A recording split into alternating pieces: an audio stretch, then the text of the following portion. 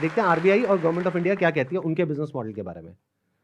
The Reserve Bank has also said that acceptance of money under money circulation, multi-level marketing, pyramid structures is a cognizable offense under the Price, Cheat and Money Circulation Banning Act 1978.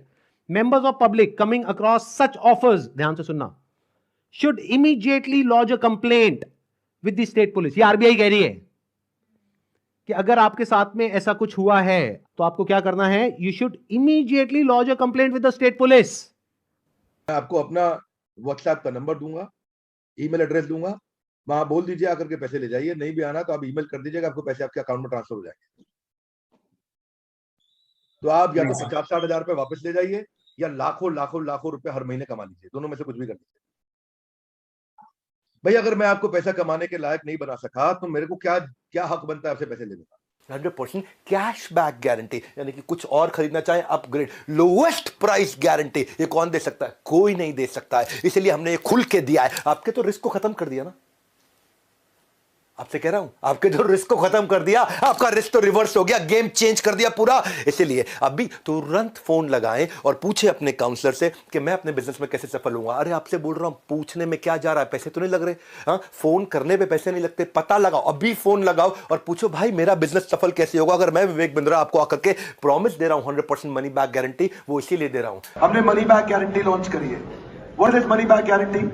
अगर कोई भी हमारे साथ IBC बनता है और वो चाहता है कि मैं पैसे कमाऊं और वो हमारे साथ पैसे नहीं कमा पाता, तो नो क्वेश्चंस आस्क्ड, उसका पैसा उसको वापस कर दिया जाएगा। That's called money back guarantee. दम नहीं है किसी में ये बोलने में जो हम बोल रहे हैं।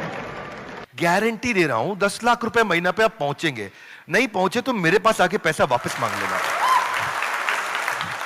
बड़े बड़े क्लेम्स कर दिए। एक बार समझने की कोशिश करते हैं क्या वो प्रैक्टिकली पॉसिबल है या नहीं है।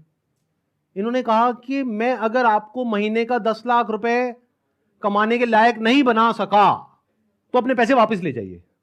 साल का 1 करोड़ रुपए अगर ये देना चाहते हैं आप लोगों को, और 1 लाख लोग इनकी कंपनी में ज्वाइन कर चुके हैं, तो कितना पैसा चाहिए? 1 लाख करोड़ रुपए। तो हमारी टीम ने क्या किया, इनके जो फाइनेंशियल्स है उसको चेक किया कि भाई अगर 1 लाख करोड़ देना है तो कंपनी की टर्नओवर होनी चाहिए ना 2-3 लाख करोड़ की, क्योंकि वो भी तो कमाएगी ना। उनकी टर्नओवर पता है कितनी है पिछले साल की? 172 करोड़। अगर उसमें से मान लेते 30% भी वो कमीशन देते हैं अपने आईबीसीज को, कितना पैसा उन्होंने डिस्ट्रीब्यूट किया इस स्कीम में? 50 करोड़। तो कितने लोगों के हाथ में आया 1-1 करोड़? 50 बस। और बाकी लोगों का क्या हुआ? उनके हाथ में क्या आया? 0। कि अगर वो चाहे भी तो ये जो बड़े बड़े क्लेम्स कर रहे हैं इसको पूरा नहीं कर सकते। पहले तो ये जो क्लेम्स कर रहे हैं वही सब इलीगल है। This is complete scam. अरे यही तो उन सब लोगों ने किया जो हमारा देश छोड़ करके भाग गए हैं। पब्लिक से पैसा ले लिया या बैंक से पैसा ले लिया, और जब बैंक आया पैसा वापस मांगने के लिए जो उसका हक है, तो उन्होंने कहा हमारे पास तो नहीं है देने के लिए, वो तो हमने पार्टीज में खर्च कर दिया। वो मेरी बर्थडे पार्टी थी ना, वहां पे डांस करने में बहुत मजा आ रहा है। अब हमें क्या करना चाहिए? इस एक्शन को हम 2 कैटेगरीज में डिवाइड कर रहे हैं। एक वो जिनके साथ में स्कैम हुआ है, एक वो जिनके साथ में नहीं हुआ है। मान लेते हैं 1 लाख लोग हैं जिनके साथ में स्कैम हुआ है, यानी कि उनका पैसा ये कंपनी मार करके बैठी है और वापस नहीं कर रही है। तो उन्हें क्या करना चाहिए? सबसे पहले जा करके एफआईआर करनी चाहिए। अगर वो पुलिस वाले एफआईआर नहीं करते हैं तो उनको ये सारे सर्कुलर्स दिखाने चाहिए कि भाई आरबीआई ने कहा है, आप ये लिख करके दे दो हमको कि आप एफआईआर नहीं कर सकते इनके अगेंस्ट। तो उन्हें एफआईआर लॉन्च करनी ही पड़ेगी। और अगर इंडिया के अलग अलग पार्ट्स में बहुत सारे लोग इस तरीके से एफआईआर लॉन्च करते हैं, तो जितनी भी हायर अथॉरिटीज हैं लाइक सीबीआई एंड ईडी, वो सब एक्शन में आ जाएंगी। मतलब उनको भी आइडिया लगेगा कि ये कोई छोटा मोटा स्कैम नहीं है, 500 करोड़ का स्कैम है, छोटा अमाउंट नहीं होता है। और ये पैसा किसका है? पब्लिक का है। और पब्लिक में भी एक बार को मान लो किसी 50-60 साल के आदमी का होता तो मुझे इतना दर्द नहीं होता। 18-19 साल के बच्चे का है जिसकी जेब में 50 रुपए नहीं होते हैं। तो पहला क्या है, अगर आपके साथ में ऐसा कुछ हुआ है तो नंबर 1 एफआईआर लॉन्च करो। नंबर 2, अभी तक मैं इसमें डायरेक्टली इन्वॉल्व नहीं था लेकिन अब हो गया हूं, तो अब आप लोग अकेले नहीं है।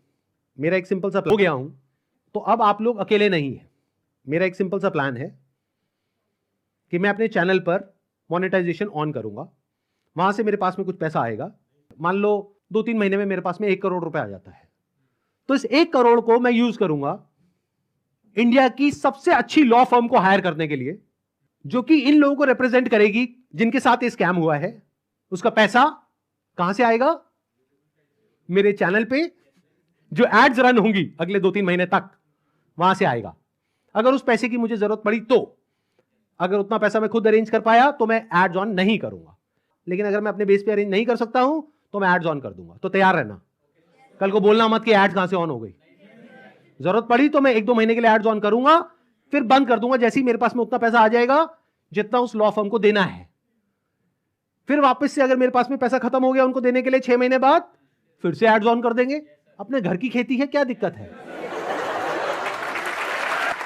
तो अब आप लोगों को क्या करना है, जिनके साथ में स्कैम हुआ है, हमको ईमेल करिए।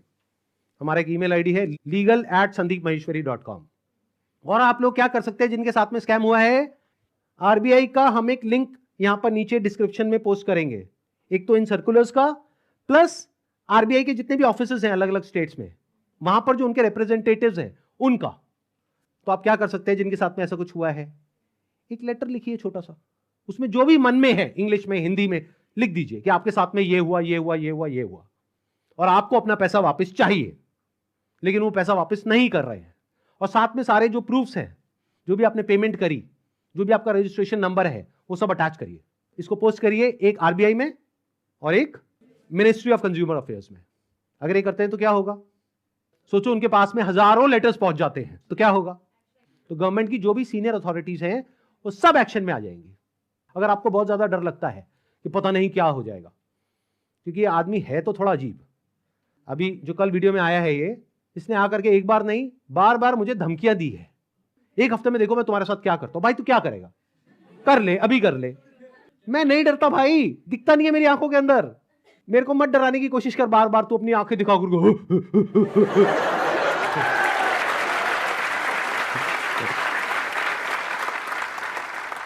अगर मेरे को एक्चुअल में कुछ हो गया अगले 1 हफ्ते में, तो सारा शक किस पे जाएगा? है ना? कैसा प्रोफेसर है, थोड़ा तो बुद्धि यूज कर, थोड़ा तो लॉजिक नाम की चीज यूज कर। पब्लिकली आकर के मेरे को धमकाए चले जा रहा है, क्या ये लीगल है? अच्छा, एक चीज ध्यान में रखनी है आप लोगों को, जिनके साथ भी ये स्कैम हुआ है, चाहे आप हमको ईमेल कर रहे हैं, चाहे आप कहीं पर भी इस तरह से लेटर भेज रहे हैं या ईमेल्स भेज रहे हैं, जहां भी आप भेज रहे हैं, जो भी प्रूफ है पेमेंट का, वो साथ में अटैच करिए और अपनी कॉन्टैक्ट डिटेल्स प्रॉपर तरीके से दीजिए। क्योंकि अगर आप हमको ईमेल कर रहे हैं तो हमारी लीगल टीम आपको कॉन्टैक्ट करेगी आपके फैक्ट्स को वेरीफाई करने के लिए।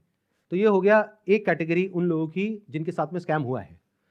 अब बात करते हैं बाकी के लोग, जो आप लोग हो। क्या आप जेन्युइनली कुछ करना चाहते हो? कितने हैं जो जेन्युइनली कुछ करना चाहते हैं? तो एक हैशटैग है जिसको बहुत तेजी से हमको स्प्रेड करना है। मतलब कि जब ये वीडियो अपलोड होगी उसी दिन ये हैशटैग हर जगह ट्रेंड करना चाहिए। हर यूट्यूब के कमेंट सेक्शन में, ट्विटर पर, इंस्टाग्राम पर, हर जगह इसके बारे में बात होनी चाहिए। उसके पीछे क्या वजह है? क्योंकि जैसे ये वीडियो अपलोड होगी उनको समझ आ जाएगा कि अब उनके लिए सारे दरवाजे बंद हो गए हैं, and it is just a matter of time जब उनके अगेंस्ट बहुत बड़े लेवल पर लीगल एक्शन होने वाला है। तो वो क्या करेंगे?